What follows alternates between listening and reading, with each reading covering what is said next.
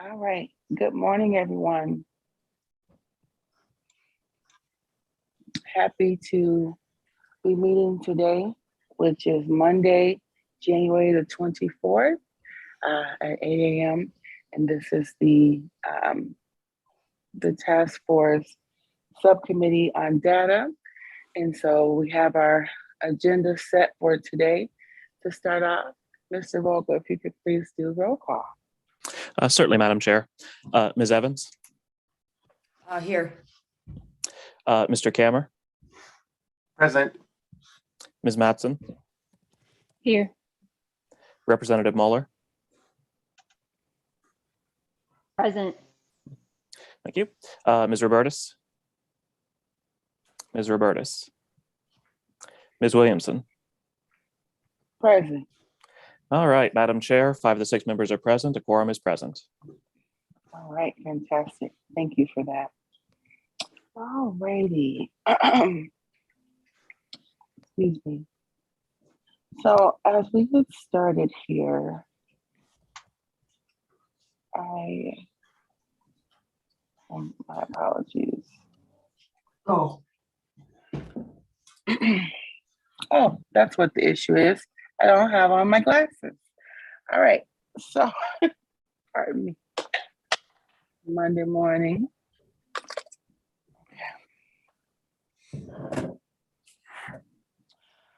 All right, so I know that we have our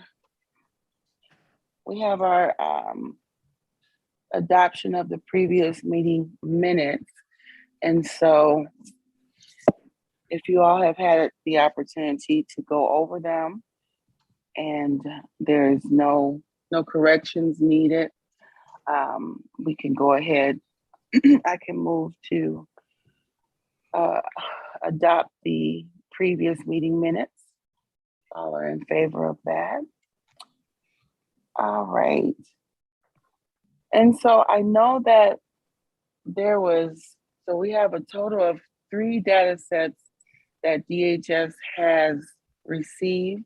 I know we've also made another request, and Mr. Vogel, please let me know if that's considered a 4th data set or just adding on to what we're already waiting on.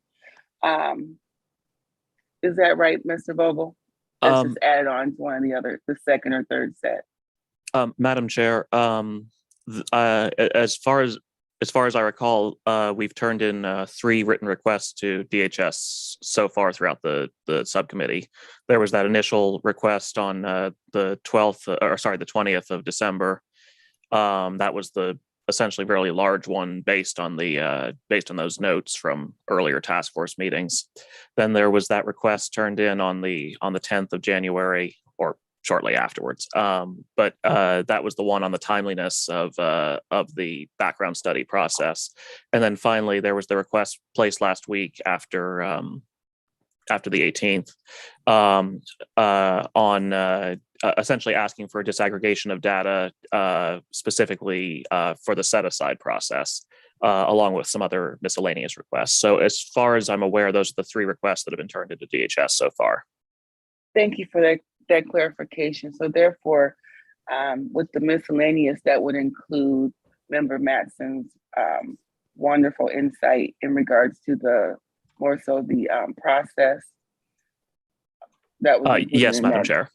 Perfect. Okay, that's what I was more so referring to. All right, thank you.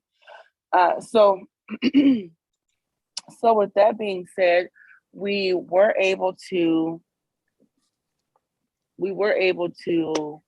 Vogel and Mr. Zempel and we were able to meet offline, more so just to kind of narrow down what dates or time frame this subcommittee can anticipate receiving the 2nd and 3rd data set. The second one, we were anticipating receiving it by last Friday. I know that we have not received it as of yet. Mr. Vogel, I'll defer to you again just to hear if DHS had responded. I know there is expectation that they are at our data subcommittee meetings in regards to support for what this task force is trying to accomplish. And I understand no one from DHS is here on today, but Mr. Vogel, did you hear anything back from DHS regarding the data set 2 or their attendance on today? Thank you, Madam Chair. No, I haven't. So I haven't heard anything explaining why DHS hasn't met their anticipated date of Friday the 21st. They had been corresponding with me earlier that week. For example, sending the LCC versions of documents that they'd earlier displayed displayed in meetings that were made accessible, which was I want to thank them for. But so I have been hearing from them, but I haven't heard about the second data set. I will say when we had those discussions with them, and I think there was some discussion of this timeline in the last task force meeting on the 14th. They did emphasize that this was the date they were hoping to turn in this data set. But it is but as it is with this meeting, we don't have it when we were anticipating doing so. All right, thank you so much, Mr. Vogel. So with that, I just wanted to make sure that we acknowledge where things are at in this meeting. And so now we can move, if there is no further questions or discussion in regards to that, we can move to our next agenda item, which is presentation of corporate research. And Mr. Vogel, I believe that would be led by you at this time.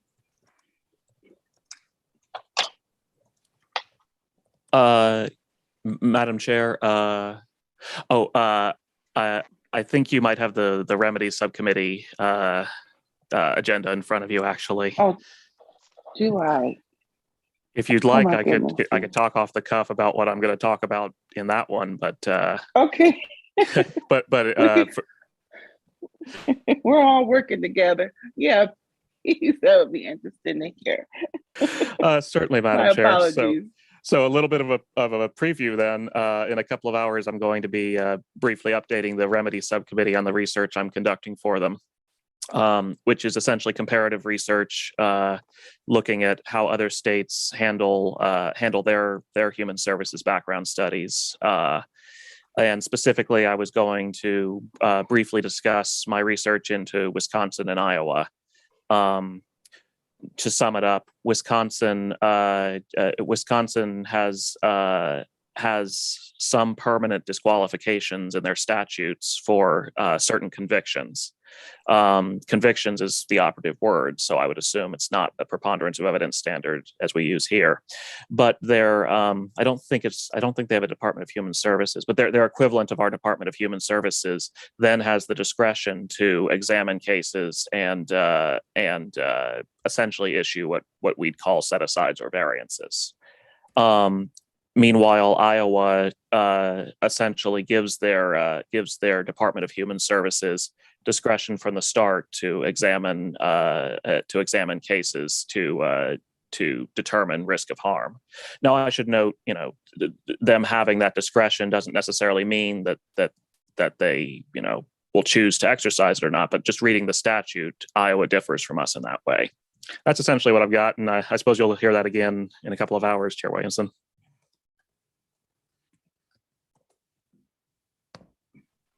Thank you so much for that. And I appreciate being able to share that in this space, even though it wasn't on purpose. But thank you anyway. All right. All right. So now that I'm on the correct agenda, so I do want to just share, there's first off, I want to acknowledge and welcome our Vice Chair, Evans, who has now joined the subcommittee on data as well. So welcome so much. Is there anything that you would like to say at this time, Vice Chair? Good morning. How about, can I start with that? It's 8 a.m.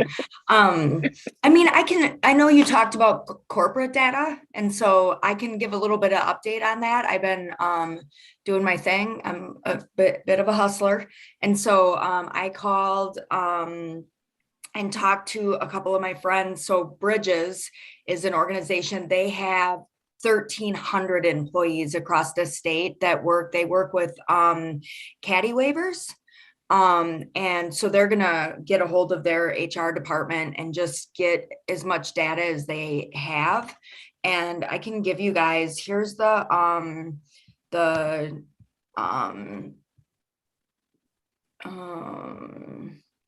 give me just 1 second. I was not as prepared as I maybe could have been, but I am organized, so I'll be able to get it really quick. Just to It's give you Monday guys morning. the questions that we kind of decided on to ask everyone, all of the businesses and organizations. And I've sent this out to Blue and White Taxi. I've sent this out to Lutheran Social Services. I have sent this out to Minnesota Adult and Teen Challenge,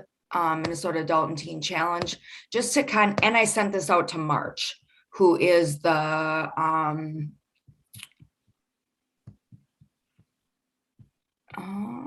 I have the questions if you want me to read them off. Would that Yeah. be helpful? Yeah, Okay. no, that would be great. It's 6 questions. How many background studies were requested in 2018 and 2019 to be strategic of the data we've asked for? How many of those background studies were disqualified? How many applicants applied for a set aside? How many received a set aside? What was the average waiting period to receive an initial response from DHS? Response from the set aside application? And last, what is the cost of this process to your organization, including the waiting time, training, and supervision? And then I did add one final question to the bottom of that. Is there one story that stands out that seems really exceptional or unfair? And I've sent that out to, I've been kind of beating my brain to figure out like, what are, some of the larger organizations, because obviously we would like, chunks of data that are, big enough to matter a little bit. And, part of the reason that I wanted to do this is because when we wrote the language for this, more people would have been better, but I was thinking about licensing boards, and there are a bunch of folks that don't have licensing boards that are more affected by this than those that do have licensing boards, like residential facilities, like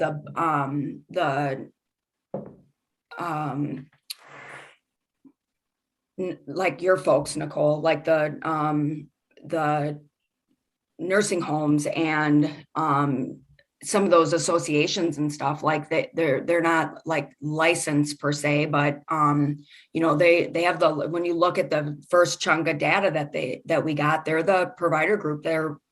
They do more background studies than anyone else. And so ARM is another, they're a trade association that handles the residential in-home care, that I reached out to them. And so I don't know if I meant to call you this week or last week or reach out to you. I don't know if this set of questions, if there's somebody that you could reach out to, but I thought we could get some of that data together, maybe do a PowerPoint to the larger group, and with some narrative to, because I'm not hopeful that we're going to get what we need from DHS, especially not before our March 1st date. And so I'd like to get some kind of narrative together to get for our first report. So that's what I got. And Vice Chair Evans, Madam Chair, I did reach out to our membership, not to ask those particular questions, but to kind of solicit, tell me what you know about background studies in your setting and how it's impacted you. And so I've only gotten basically stories, but the most common theme is that the background studies take a long time, which is challenging in and of itself, But then if there is a disqualification, that process takes all the more longer. So I do have a couple of anecdotal stories of how that was impacted with having to kind of shift people around from direct care to areas where they can be supervised. I think the other thing for most employers in our sector are going to say that they're not able to provide 100% supervision. I was an employer like that. If we had a disqualification and the employee was allowed to work with supervision, you know, I never did that. So, and I understand why others don't as well, just because it seems like an impossibility when you have vulnerable residents in your setting. So the amount of time, we're talking weeks and months, seems to be the most repeated story, but I am still trying to get other kind of anecdotal information. I don't think that we're going to have statistical data because providers are not keeping track of how many people have even had a background study or how many people have been disqualified, other than what they see in that online system, which the name escapes me, but you know what I'm talking, Net Study. Other than what they see in Net Study, they could probably go back to and we could maybe suggest that as a provider, go into Net Study and give me a statistical count of what you see in there.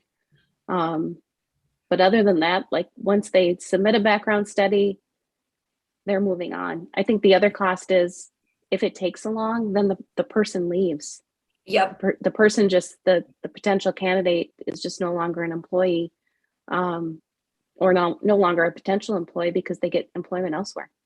And that's the data, Nicole, that like we're not getting that data from DHS.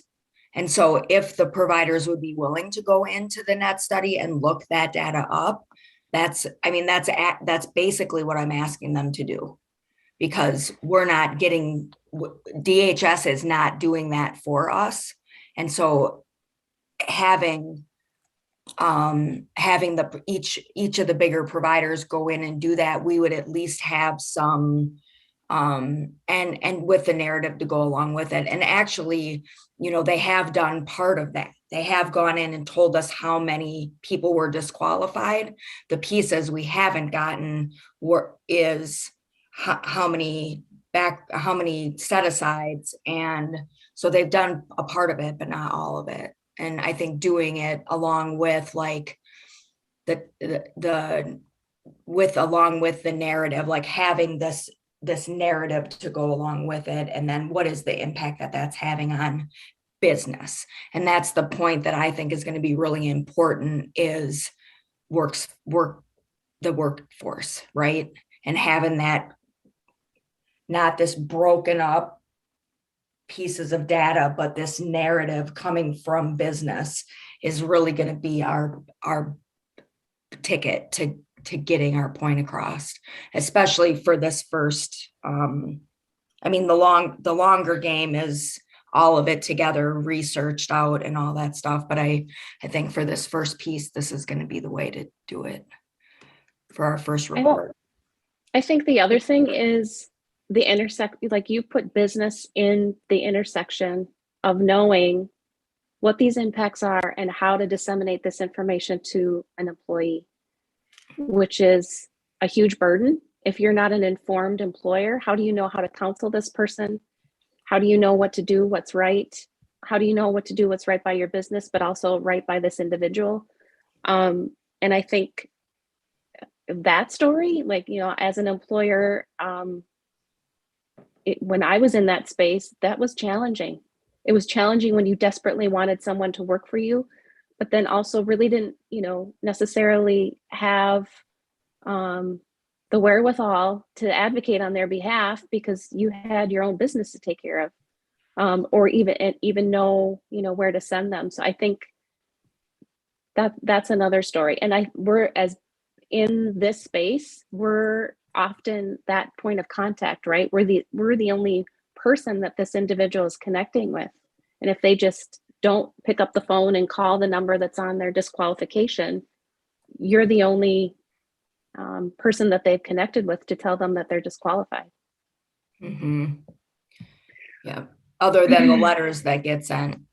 Roy, did you have something? Right.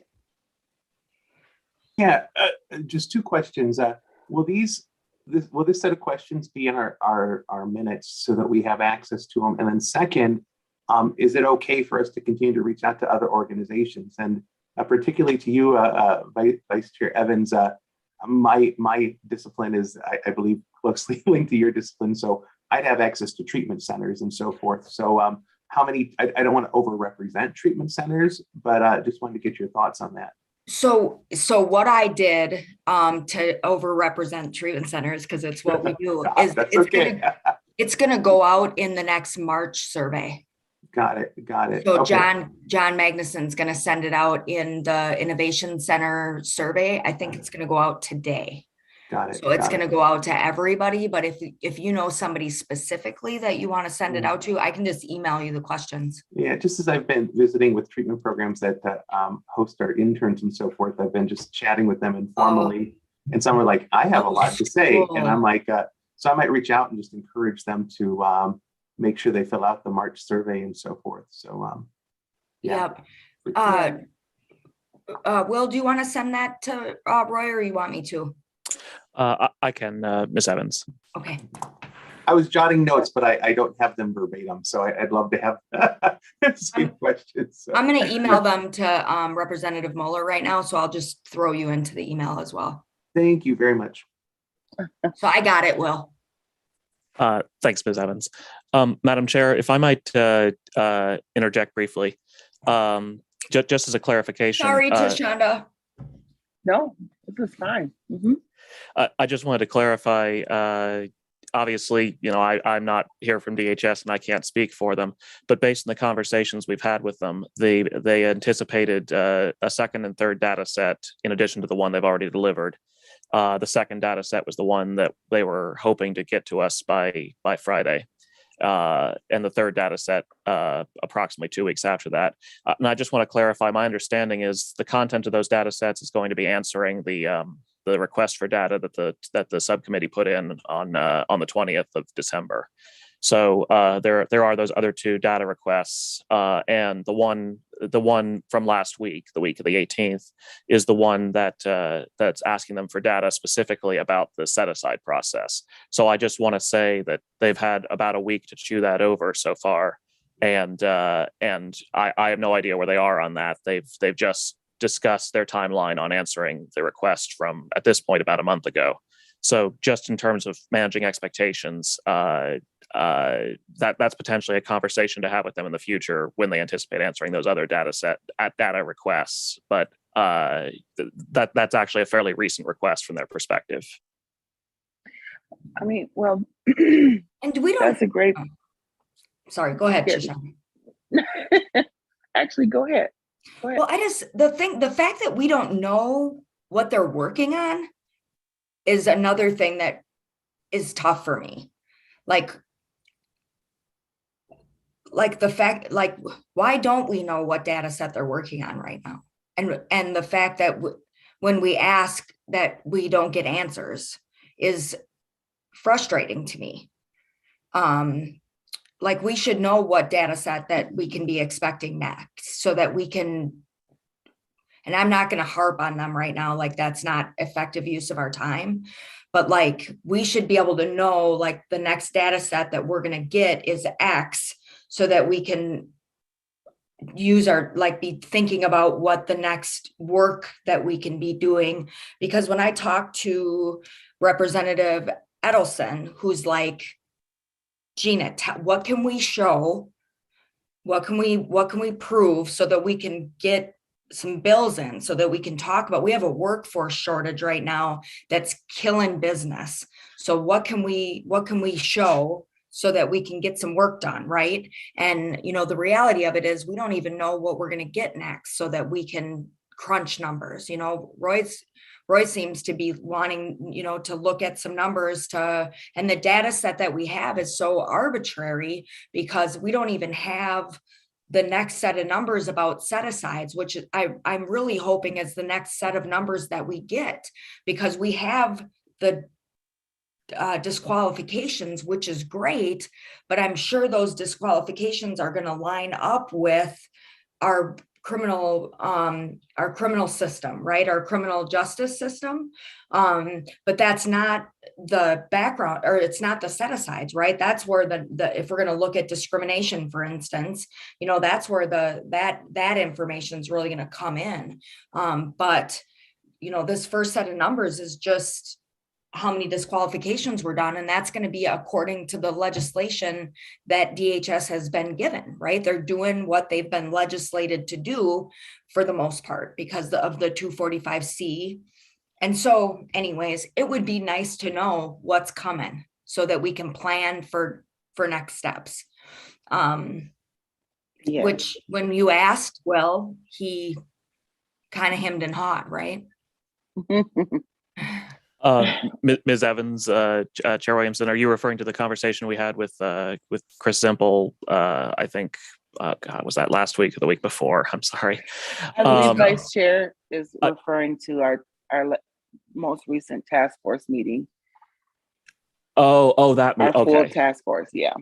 Okay. Yeah, as I recall from that, and I suppose the recording's publicly posted.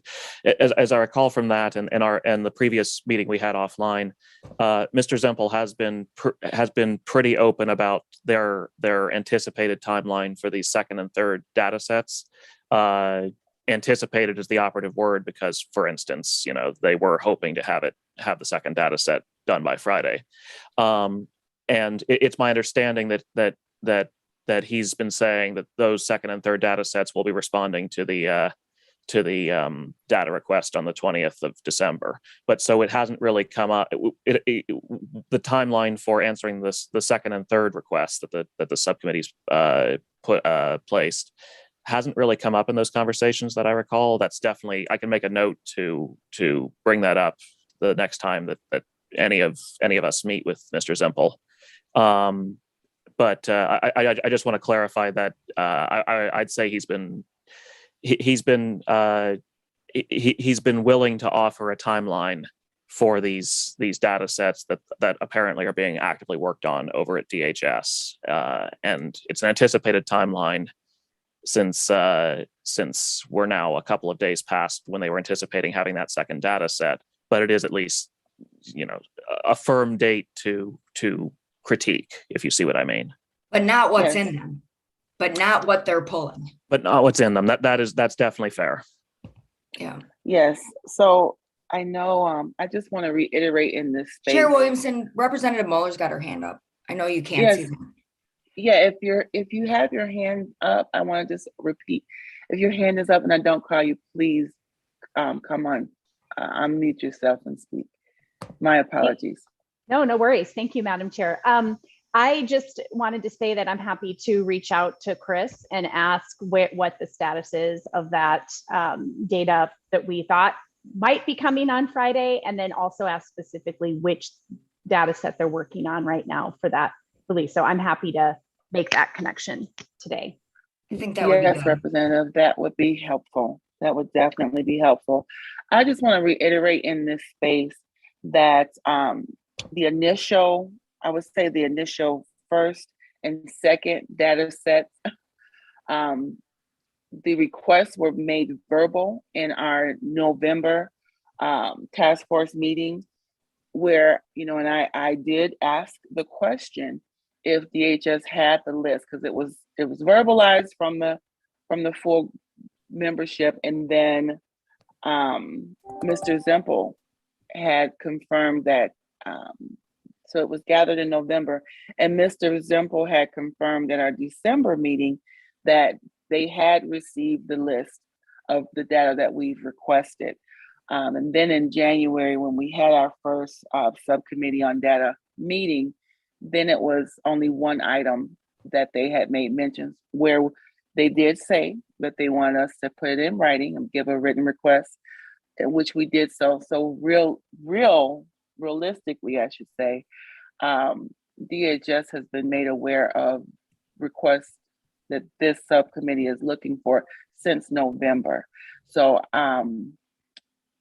what's going on in regards to the process for timeline, I'm not really sure, but I would say in regards to the recommendations that we are looking to gather, adding in a routine data gathering applicant pool of promotion, retention, separation, disqualification, set aside.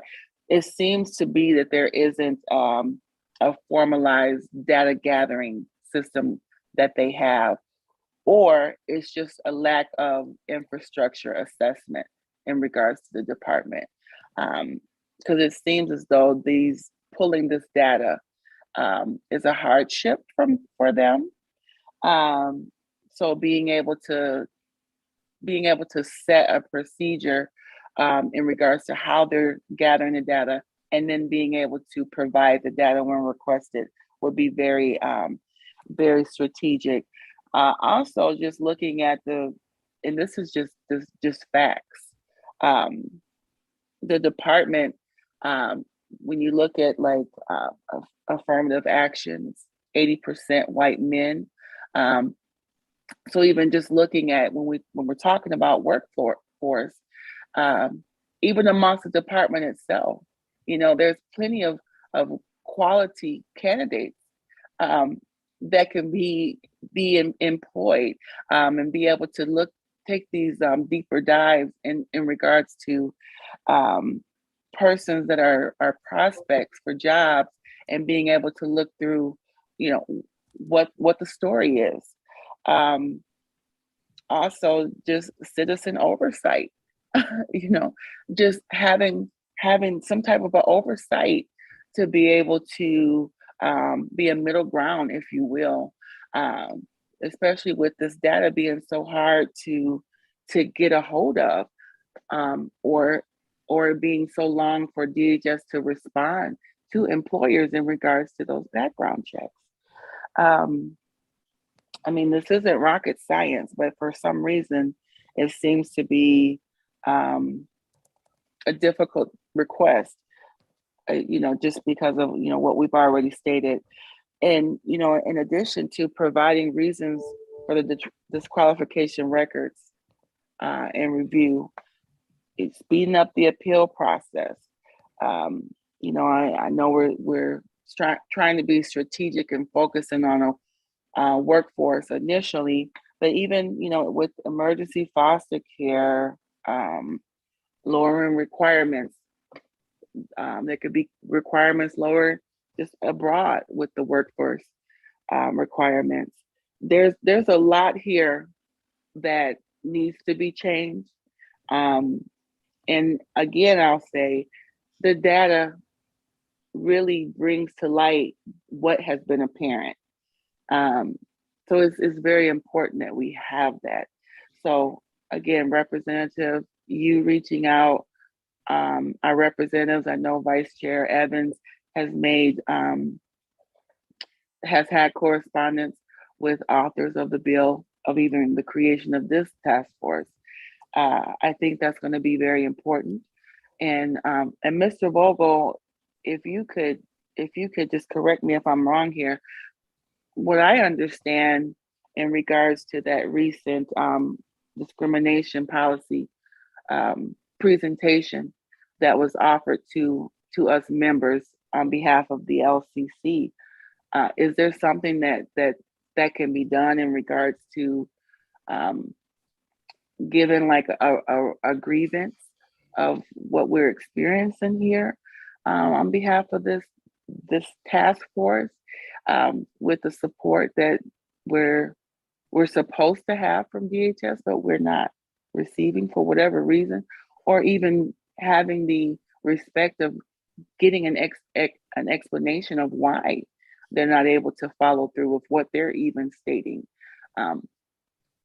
I want to just open that up just to brainstorm. What are some things we can do in regards to the accountability? It's very problematic, and this was known going in, that the accountability was the issue in regards to the department. It can be rigid with this accountability upon its participants, but then the accountability of the department itself, there seems to be a gray area there. Madam Chair, to respond to your question, that might be a conversation to take offline. But I do hope that you and the members who attended that training, got something out of it. I just want to note that the LCC's policy against discrimination and harassment is the LCC's. It's not necessarily the same policy that DHS uses, although I'm sure they have something similar in place over there. So yeah, I suppose if the subcommittee were interested in what DHS's policy is against discrimination, that might be a question for DHS, or honestly for their public facing website, that sort of thing. I don't know if I'd take the LCC training as any sort of information about DHS, if that makes sense. So just to clarify, my reference of that discrimination training was to say, since there is a grievance step or a grievance process in those matters, is there a grievance step in regards to these matters of accountability with the department? And if there isn't, how do we go about creating that or making that happen in regards to what this task force has been appointed to do? Yes, Mr. Bogle. Thank you for clarifying, Madam Chair. Actually, if I could ask for like one more point of clarification, do you mean a grievance step for people who, for example, are denied a set aside, or do you mean a grievance step for members of the task force who? She's talking about a grievance step for us as members of a legislative task force who are not getting what they need from another government entity to be able to do the work that we're doing. And so, Chair Williamson, I've done a little more digging into that. Can we take this offline? Yes, that would be great. And Perfect. I do want to say, Vice Chair, thank you for that clarification. That is what I'm talking about. It's both and, though. Yep. Also clear grievance steps for participants. Yep. Absolutely. Yep. And I took that. I heard you, and I did a little more digging into that, and I do have. Let's take that offline. No, I don't know that we're quite there yet. And so, Kelly, Representative Mueller, sorry. She's gonna do a little, she's gonna reach out to DHS. I just don't know that we're there yet. We have to work with them for the next, year. And so let's, try to work with them. I want to work with them. So, the other thing, Representative Mueller, I'm about to send an email again to Representative Noor, who pulled a lot of this data for another bill that he was working on. I know part of it was the Family Preservation Act, but he's got another thing that he's working on this same issue with the 245 C15. And I sent him an email last week to ask him about that and potentially to meet with him. I'm going to resend it because I'm sure he's really busy. Can I CC you on it? And because it would be great to get whatever data he's already pulled on this. Yeah, if I may, Madam Chair. Please. That is fine. Please CC me on that, and I can reach out to Representative or Chair Noor if need be as well. I just wanted to say too, in terms of accountability, just generally speaking for state agencies, not necessarily specific to any one piece, the legislature is who funds the state agencies. And so there are questions of accountability all the time when things aren't done and they come to the legislature and they're requesting funding. Now this next year is not one of our funding years, but I mean, that is something that that is a level of oversight that's there. It's not necessarily specific like you're talking about, but most certainly that is something that the legislature, if we get no information from DHS and that's in the report, well, then that'll be questions for legislators to ask DHS when they come, when they come to the Capitol. Very good point. Thank you so much, Representative.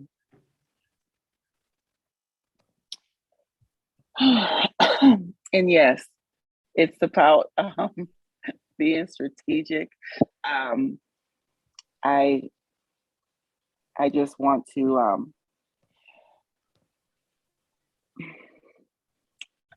I'm not frustrated. However, I do want to just make mention that, you know, we're trying to work together, and it's so many times you can hear either an excuse or no response to something that's a part of legislation.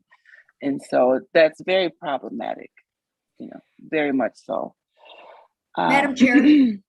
may I? So the other thing I just want to talk about is the utilization of this time that we have together on Mondays, and the data that we do already have. And so I know, Roy, you had talked a little bit about, because I wasn't coming to these meetings, but I definitely was watching them. And we do have some data. And what are we going to do with it? And so I know Will had you know, done a little crunching of those numbers as far as percentages. And I looked at those numbers a little bit and saw right away that our community, our substance use disorder community, is very heavily represented there, which is, you would expect that, because people that have substance use disorder want to go back in, and once they get clean and get their lives together, want to serve. I know I wanted to go back in and serve my community and help other people find the freedom that I have found.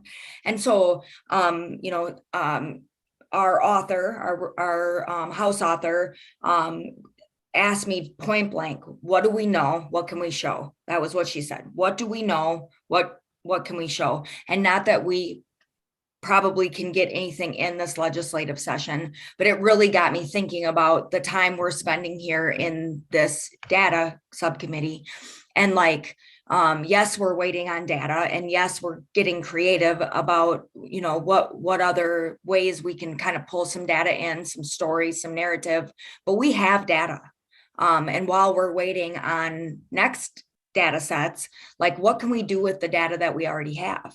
And what does it show us already right now? And so, you know, I'm not like, I look at that data and my eyes start to swim, but there are smarter people than me in this group of people. I'm looking at you, Nicole. I'm looking at you, Roy. I'm looking at you, Will. And so how do we, and that's just because I know you folks a little bit from the time we've spent together. And so like, how do we, in this time that we have together, either crunch those numbers, pull them apart? You guys could do something with it in your off time, or do we see if there's another agency that we can pull in that actually does research? Like, I don't know what any of that looks like. I see all them numbers and I'm telling you, like, my head feels like it's going to explode. But what are we going to do with those numbers, even as more of them start coming in? To Madam be able, Chair, yep. can I offer something? Because I feel the same way, that it's an overwhelming amount of data. And to me, the best way to organize it would be to start collecting questions, so that we're not necessarily analyzing the data, but we're understanding what questions it raises for us. So a collective list of questions that we all have as we go through the data, no matter how, you know, because I probably have less of an understanding, except for my small lane. But because it's such an overwhelming amount of data, to me, the best place to start is to ask questions. Then, yes, I think having someone, you know, in that analysis area, I'm not that person, but even so that we have a collective understanding of what all the questions are that, you know, when I was on the last task force meeting, there were questions I was like, I didn't even see that in the data. Whoops, like, duh, I should have raised that, and it should have, you know, been a thing in my head. So to me, that would be a good place to start. Yes, so thank you so much, Vice Chair Evans and Member Matson. I know our previous meeting we discussed where we actually had the working document with some questions that we started, so that we will continue going forward. Just as you all have been sending questions, we can continue to do that so that we can include that on that sheet, and on that document, excuse me, and then look to collectively, with those collective questions, look to then either have that just ready as far as when we do get this presentation from DHS. Even I know we're also being strategic to create our own presentation from this subcommittee, of the findings that we have. So that can all kind of be included, in the start of that, with us collecting those questions in that working document. So thank you for making mention of that. I also wanted to just raise discussion in regards to, I know DHS had made mention about and excuse me, I don't know what the title was, but there seemed to have been a position, that was stated for DHS to hire in regards to working with the task force, that they weren't able to as of yet, send out another posting for. So I wonder, I just want to discuss, is that something that, members of the task force, if we know of people that may, be great for that particular position, if that's something that we can provide, prospects, in regards to DHS potentially hiring, what is everyone's thoughts in regards to that?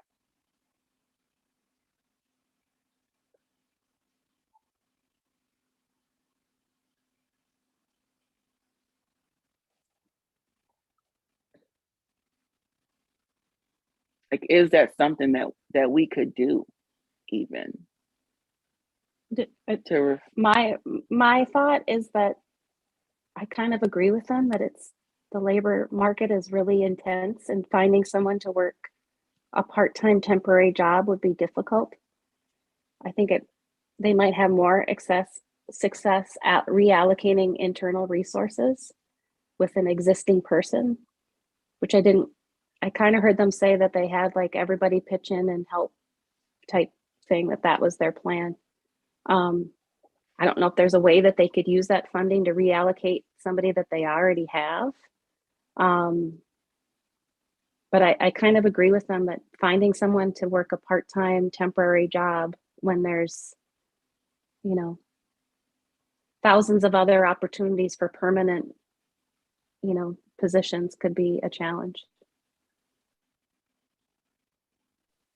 Well, do we think it would be, thank you, Member Matson, do we think it would be, beneficial or helpful, to kind of open it up to the larger task force, just to see if there's any referrals, of prospects? I mean, is that even worth putting any energy into? Because again, we want to try to maximize what we are able to accomplish here in this year. And just as we're looking for support from DHS, also offering the support that we can to get the outcome that we're all hoping for. So is it worth putting any energy into referencing, potential or referencing prospects? Mr. Vogel, in regards to that position, do you have any information in regards to like, a requisition or just what is expected of the applicant? Madam Chair, I pretty much know what you know from the conversations that we've had with DHS. But yeah, as far as I understand, it's a budgetary line in the statute that founded this task force, and therefore it will expire and is temporary. And from the conversations that we've had with DHS, it sounds like it would require considerable training to become familiar with their end of how the background study process works and that sort of thing. So it is my understanding that that current DHS employees are all pitching in to respond to the task force's needs so far. And to be perfectly honest, based on those conversations, without having any special knowledge on DHS, I think Ms. Mattson makes an excellent point that the current employees know this system a lot better than somebody coming in off the street would. So that would just be my thoughts on the matter, but I don't have any special knowledge beyond that. Can I just add to, Madam Chair, just as somebody who Please. I'm a public employee. I have another job when I'm not at the legislature, and I've worked in the public sector for 20 years now. And I'll just say that these systems, the way that they're like the databases, and I don't know anything specific about DHS, but I'll say like the information that we collect in the public sector isn't necessarily built for like, and I know you know this, but like you're not like pressing a button and then all the data gets spit out how we wanted in the format and everything we requested. And so I guess to, you know, the points that have already been made already, just that having that knowledge of somebody internal who can work with the systems they already have to try to parse out the data that we need. It may be the best way to try to get that information at this point, rather than them trying to bring in somebody new to do it. It's unfortunate they're not here at the subcommittee to explain all of this to us and explain how that works. I think that would be really helpful. And maybe if they're not going to come to this subcommittee regularly, maybe we can at least ask them to come to the next meeting and explain to us how and what the process is for them to get the data, because I think we might think it's not necessarily easy, but different than what it might be. And so I can just say too, like on the predatory offender registration task force, and that database over there is set up for people who are on the registration system. It's not a database that's built to collect data about, is this an effective system, and are law enforcement using it to find, you know, it's built for a different reason. And so trying to get the information out of the database isn't as maybe easy as people might think it is. Yes, thank you so much, Representative. And thank you all for your contributions on today and thus far. So in looking at time, one more item to discuss is in regards to our meetings going forward.